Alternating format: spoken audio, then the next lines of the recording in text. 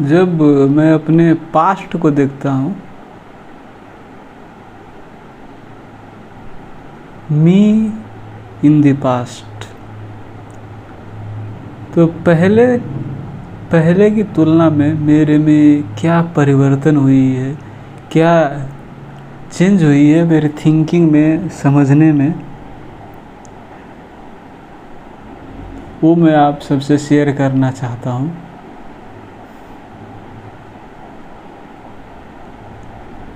पहले मैं उतना सेंसिटिव नहीं था, कुछ भी बोल दिए अनकॉन्शियसली, उतना सोच समझकर नहीं बोलता था। कुछ भी खा लिए अनकॉन्शियसली, कहीं पर भी चले गए, अब पेट भर के खा लिए पूरे, राइट। कितना खाना है, क्या बोलना है, कब चुप रहना है, वो सब कुछ मेरे में सेंसिटिव नहीं था, सब रेकलेस बिहेवियर था। अटेंशन की तो कमी पहले ही से थी, मुझे उतना ज़्यादा कंसंट्रेशन नहीं होती है। किसी भी इन्वायरमेंट में कहीं पर बैठे हो, दिमाग चल रहा है कहीं पर, एब्सेंट माइंडेडनेस, वैसी हालत तो मेरी पहले ही से ही है। लेकिन उसमें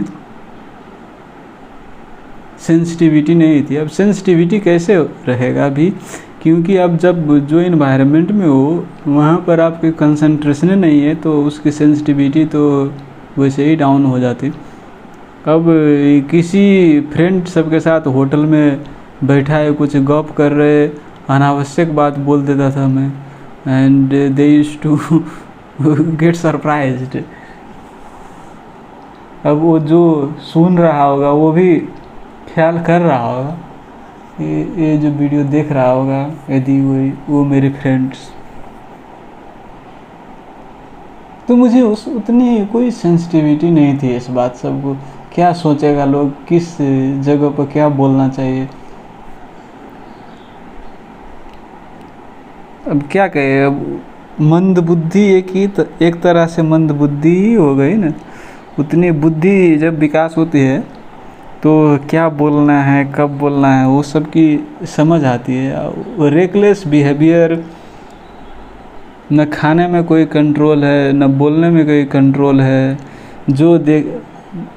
न देखने में कोई कंट्रोल है। अनावश्यक चीज़ देख रहे हो, अनावश्यक चीज़ सुन रहे हो, अनावश्यक चीज़ बोल रहे हो, तो ये लाइफ ही पूरे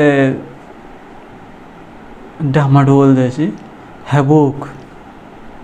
और उस सबसे क्या होती थी कि मेरे जो ब्रेन फॉग की समस्या ज़्यादा होती थी। ब्रेन फॉग मतलब अब उतनी ज़्यादा न्यूरोट्रांसमीटर को खपत कर दोगे, ये सब एक्टिविटी जो है, ये रेकलेस बिहेवियर, उसके बाद अटेंशन डेफिसिट, इसमें बहुत सारे न्यूरोट्रांसमीटर खपत होती है। तो सब न्यूरोट्रांसमीटर सब ख़त्म कर दोगे तो नहीं बचेगा ना कंसंट्रेशन के लिए या फिर दूसरे काम के लिए। तो ब्रेन फॉग हो जाती थी मुझे, नहीं अच्छे से नहीं सोचने पाता था, ज़्यादा मुझे सोने पड़ती थी, like 12 hours 13 hours in 24 hours मुझे उतनी नींद की ज़रूरत होती थी। उसके बाद मैंने अपने आप को रियलाइज़ करने लगा, ये सब बात को देखने लगा। मैंने अपने एक्टिविटी में जो मोशन है उसको स्लो डाउन की। जो एक्टिविटी सब क्या है, मेरी बोलने की एक्टिविटी, मेरी चलने की एक्टिविटी, जो एक्टिविटी दिन में करते, ब्रश करते, नहाते धोते हैं, उस सब में मैंने स्लो डाउन कर दिया और उस सब को ऑब्जर्व करने लगा, उसी एक्टिविटी सबको।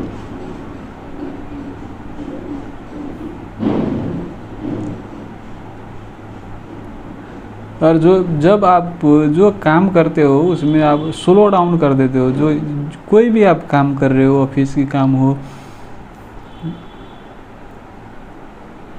या फिर आप पढ़ते हो, जो भी कुछ करते हो उसमें स्लो डाउन कर देते हो। आप उस रैट रेस वाली इन्वायरमेंट से अलग हो जाते हो, जो कंपटीशन वाली रैट रेस, ये करना है, वो करना है, इतना सारा काम है, ये डेडलाइन है, वो सब से आप जब आज़ाद हो जाते हो तो रिलैक्स हो जाते हो। क्या ये सब समझ जाते हो कि करके भी क्या करना है भाई, अब रैट रेस में, अब रेस में जीत भी जाएंगे तो रैट ही रहेंगे ना, लायन तो नहीं बन जाएंगे। वो बात समझ में आ जाती है क्या? ये सब नौटंकी है, एक ड्रामा है झूठे को दिमाग को भेजा बनाने के लिए।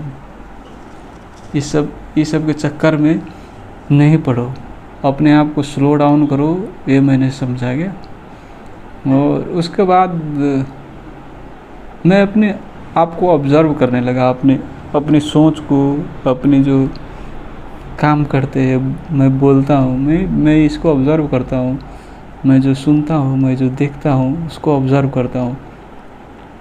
तो ये विटनेस की स्टेट जब आती है आपको, तो आप जो काम करते हो उसमें आपकी जो इन्वॉल्वमेंट होती है कि मैं भाव की, वो ख़त्म हो जाती है। और वो ख़त्म हो जाती है तो आप हल्के हो जाते हो, रिलैक्स हो जाते हो।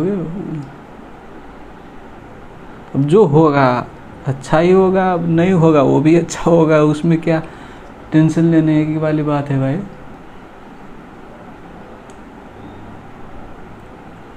पैंतीस साल चला गया, 65 साल बाकी है, क्या टेंशन लेकर जीवन जीना, उस रैट रेस में क्यों जाना, मस्त रहो। वो मैंने समझा क्या। और दूसरी बात, मैं पहले बहुत लोग सबको बहुत एक्सप्लेनेशन देता था। जैसे मेरे बैचमेट था, मैं बोलता था कि भाई मैंने ये काम किया, क्यों किया, तो मैं उसको एक्सप्लेनेशन देता था क्या। अब क्यों एक्सप्लेनेशन देता था, वो मेरे पास रीज़न नहीं थी, लेकिन एक्सप्लेनेशन में देता था। देखिए, कोई भी कार्य शरीर या मस्तिष्क करती है, उसके पीछे रीज़न होती है। तो अनकॉन्शियसली क्या रीज़न होती है कि मुझे अच्छी दिखानी है, इसके I have to show my goodness in front of him, ताकि वो मेरे बारे में निगेटिव ना सोचे। तो वो ऑब्जेक्टिव होती है। इसीलिए मैं सबको एक्सप्लेनेशन देता था, ताकि लोग मेरे बारे में अच्छे सोचे। और बाद में मुझे पता चला, अब लोग मेरे बारे में बुरे भी सोचेंगे तो उससे मुझे क्या फ़र्क है भाई। जो सोचना है अपना उसको सोचे भाई। तुम मेरे बारे में सोच रहे हो तो तुम अपना टाइम वेस्ट कर रहे हो, उससे मेरे को क्या है भाई। तुम अच्छे सोचो या बुरे सोचो, उससे मुझे तो कुछ लेना देना नहीं है, मैं तो मस्त हूँ। ये एक तो बात मैंने रियलाइजेशन किया कि पहले मैं दूसरों को बहुत इम्प्रेस करने की कोशिश करता था कि दूसरे मेरे बारे में अच्छे सोचे।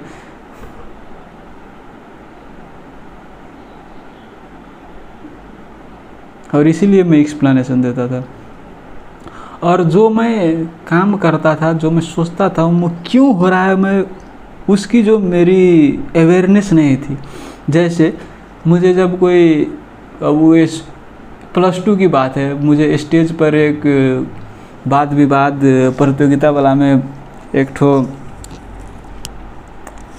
क्या कहे उसको डिस्कशन करना था। तो मैं स्टेज पर गया तो क्या किया कि मैं पूरे उसको मेमोराइज कर लिया और जाके स्टेज पर बोलने की कोशिश की। अब वहाँ पर क्या होगी कि मैं भूल गया, अब क्या बोले नहीं बोले, मैंने बीच में ही वो वाद विवाद प्रतियोगिता को अंत कर दिया और चले आया, क्योंकि मैं पूरा रट के गया था। अब वहाँ पर गया तो मैं नर्वस हो गया कि क्या हुआ, I could not continue talking. वो ऐसी स्थिति थी, लेकिन वो मुझे क्यों हो रही है ऐसी, वो मुझे पता नहीं थी। लोग सब कहते हैं ना कि आपको डर रहता है कि दूसरे मेरे बारे में जज करेंगे, इसलिए आप स्टेज पर डरते हो। मैं तो वो सोच भी नहीं पाता था कि रियली इज़ दैट रीज़न। मुझे तो परवाह नहीं है भाई, वो जज करे या फिर कोई कुछ भी करे, तो वो तो मुझे उससे कोई रिलेशन नहीं है। तब मुझे ऐसे क्यों हुई। अब उसका रीज़न ही नहीं मालूम है।